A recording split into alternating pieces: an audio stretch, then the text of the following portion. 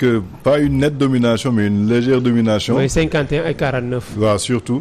Et ñoo ngi koy gën a gisee au niveau de l'engagement.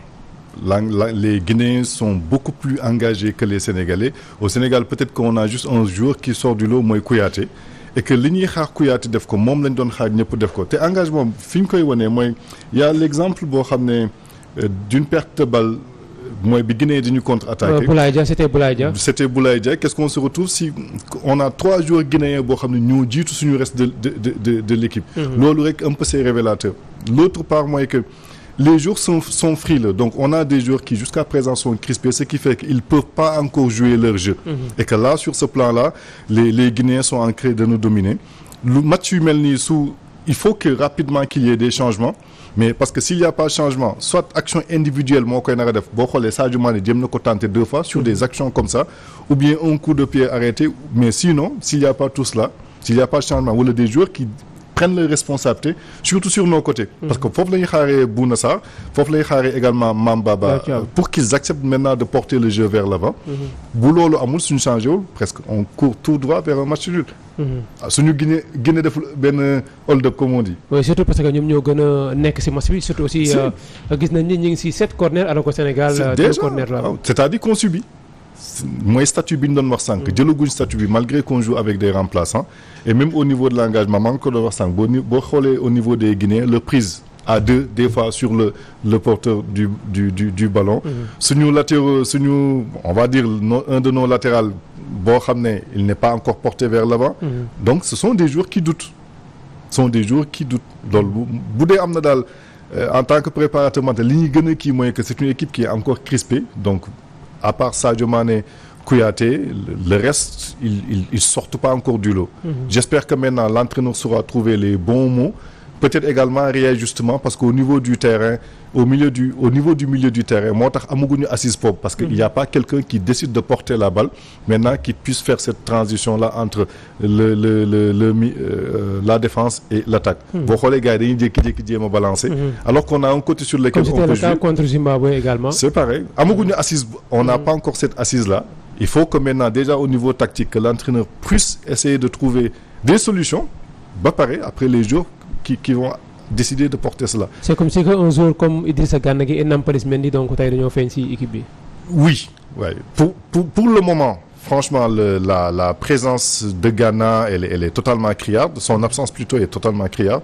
Maintenant, est-ce qu'on a des solutions sur le banc? Je crois que oui. Peut-être qu'on va essayer de voir s'il peut repositionner Loum Ndiaye parce que il a été totalement transparent dans cette mi-temps-là. En tout cas daal c'est une équipe boo xam ne pour le moment Sénégal jouewul encore. C'est pas une équipe qui a encore décidé de jouer. J'espère qu'elle va pas décider de subir pour le reste du match. Peut-être que l'entraîneur également dans ce cas-là devra trouver des solutions parce que loolu ci moom la.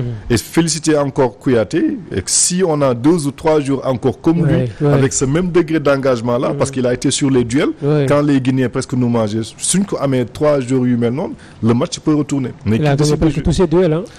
En tout cas daal non seulement mais surtout débauche d'énergie bi. Parce que boo xoolee dafa tàng même yenn corner yi tu vois certains joueurs qui un peu tirent nekk ci poteau mais moom il est encore là.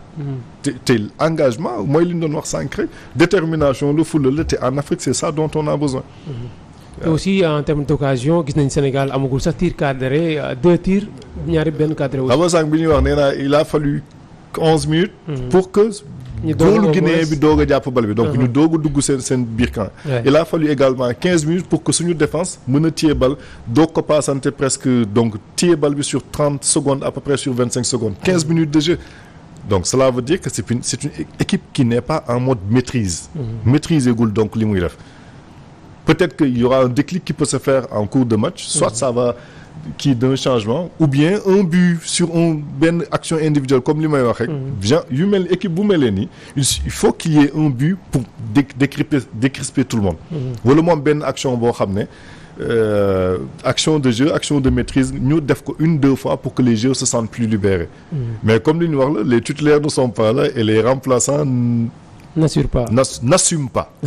Il n'assume pas encore le statut. Oui. Et c'est différent de n'assure pas. N'assure pas. Ouais. Parce que pour assurer, il faut déjà assumer. C'est ça. Et ce que l'on voit par exemple, le milieu de terrain Ignace, c'est un jeune Guinéen, mais bon, il assume déjà, nangu ne porte costume. Boy gissé engagement bi mu doon dem, ñëw également gis entraîneur, c'est-à-dire qu'il est dans son match, il est dans sa compétition. Il est complètement intégré. Il est intégré, il est dans sa compétition.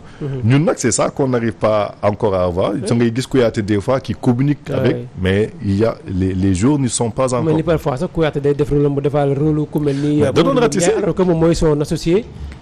Voilà, qui est un peu transparent. Des courses de 20 mètres juste pour venir supporter quelqu'un. Donc, bon, il était partout. Mais l'autre, il ne peut pas continuer à le faire sur 90 minutes. Il faut qu'il soit suppléé. Moi, c'est une équipe, ce n'est pas quelqu'un qui va faire le travail de tout le monde. Donc, c'est toute l'équipe qui doit arriver à jouer. Pour moi, s'il y a un mot peut-être sur lequel l'entraîneur devrait insister, c'est que l'équipe accepte de jouer. Nous n'avons jouer. Parce qu'on a ce qu'il faut. Hein. On a ce qu'il faut. Bouna Sarr, ce qu'on a besoin de lui, il est toujours à 30 mètres du but. On a besoin que le jeu se porte, donc que l'équipe soit en bloc avant ou bien en bloc médian. Maintenant, outil le jeu vers les camps. Mais ils ne l'ont pas encore. Et avec la Guinée, il faut faire très attention parce qu'ils sont très engagés sans que les Guinéens éviter également les pertes de balles.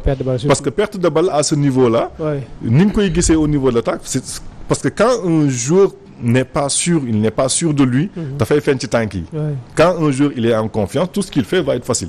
Mais nous, nos passes, tout est difficile, tout est laborieux. Avec Boulaïdia, merci. Avec Boulaïdia, j'ai un perte de balle. Donc pour le moment, le coach va def pour au moins réajuster les effectif bi annoncé ay changement. Déjà quand les joueurs match yu melni suñu génné li ngay ñëk def moy leur apporter une réponse tactique parce qu'ils ne trouvent pas encore la réponse. Moy woné réponse bi né en fait li lañu def moy que motax li ça ne marche pas li lañu wara def pour que li ñu marche. Donc mu doon lu leer seen biir xel. Lolu su amé le reste c'est de l'engagement. Là ce sera à lui franchement de réveiller les joueurs qui dorment encore. Ça va être juste de la communication, ça va être du discours pour les réveiller. Pas peut-être gueuler, non. Mais leur montrer qu'ils doivent être très calmes et insister encore sur les capacités. Et dire à chacun de pouvoir se libérer et d'essayer de jouer son football. Parce que les joueurs, on a l'impression qu'on n'a pas des internationaux. Ils ne jouent pas encore le football. Donc déjà, apporter la réponse tactique, pareil, si certains jours ne se retrouvent plus. Et maintenant, faire le travail personnel et de remobiliser l'équipe. Parce que là, ils ont un encre. L'encre ici, c'est Kouyaté. Ce qu'il fait que les gens copient sur lui. Quoi. Lol. Donc comment faire pour imposer notre jeu dans le ben boo xoolee Sénégal maximiser presque day am jafe-jafe imposer li nga xamante ne moom mooy identité am li nga xamante ne moom lañ ko xamee. Dans ce genre de match là comme on dit xam nga dañuy naan ce qu'on appelle dans notre métier les déclencheurs. Pour le moment, tu as un seul déclencheur qui est Kouyaté, qui déclenche l'engagement. Mais également, vers le jeu, vers l'avant, il faut qu'il y ait quelqu'un qui accepte des fois de porter la balle, de demander la balle. Tout à l'heure, tu disais pourquoi Boulaye ne décroche pas. Donc, on n'a pas encore des déclencheurs de maîtrise du jeu. Sadio essaie de le faire au niveau de l'attaque, mais on ne l'a pas encore. Voilà, kon mu mel ni temps bu ñu jagleeloon jeex na pour le moment pour première mi-temps bi dinañ fi dellusiwaat kon bu match bi jeexee fii ak 45 minutes encore ngir bu la yoon nag ñu ñëw débriefing si wàllum résultat final bu diggante Sénégal ak Guinée Conakry si deuxième journée bu Coupe d'Afrique des Nations si groupe B bi kon léegi. Merci.